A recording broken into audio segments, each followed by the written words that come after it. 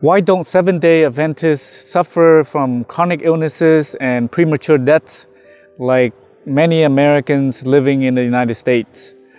The short answer is because they see themselves as God's people, so they care about what they put into their body. And before I get into the long answer, I want to give you some context about the statues behind me. So here we have Ellen G. White, the founder, and I'm thinking this is her son because he looks younger, and this is probably the banker because he looked older and with that chain as like a banker. In 1905, she came here for the first time, but she insisted to her son that she has been here before, and Willie, her son, said, "No, you haven't been here before. God has shown me this 4 years ago." So she had a vision, and so she found this place, and she's an advocate of healthy living. And so this place is right in Loma Linda, California. Loma Linda is one of the blue zones, but my book, I have renamed it to the Centenarian Zone because it's more descriptive, right? Centenarians are people who live over 100 years old. And so what makes some of the Adventists, not all, some, the key word is some, the reason being those who follow the guidelines, not guidelines, but more like best practices for Seventh-day Adventists. No rules, just like if you Day Adventists, they can eat meat too, but the guidelines is they should be eating a plant-based diet, so they're mostly vegetarians. So in Loma Linda, there's a higher concentration of centenarians because these people are more strict in terms of the Seventh-day Adventist guideline. They grow their own food, and this satisfies two foundation longevity lifestyle. The first is very own insight, which I write about in my book, is movement outside in sunlight. When you grow your own food, well, the only way to do, not the only way, but you can grow inside, but generally people do it outside, grow their own food outside. That is one, movement outside in sunlight, activity versus sedentary. Two, they know what they put into their body, which take care of another foundational longevity, very important, which is the gut microbiome.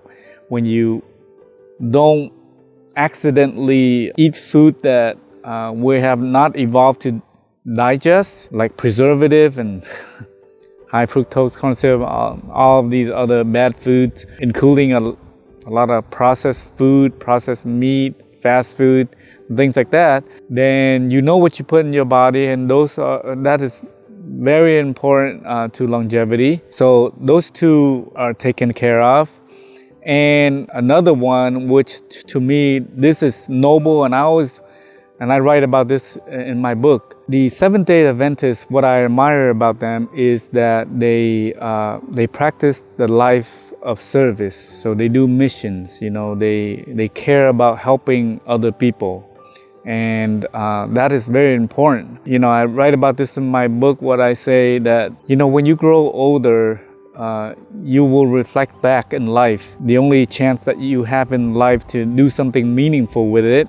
And if you help other people and other sentient beings, then you live a very meaningful life, and that contributes to longevity. So the next item we have is I attended worship earlier, and it's my first time here in the Seventh-day Adventist church. It's a Christian church. And people very welcoming, and everybody's smiling to me.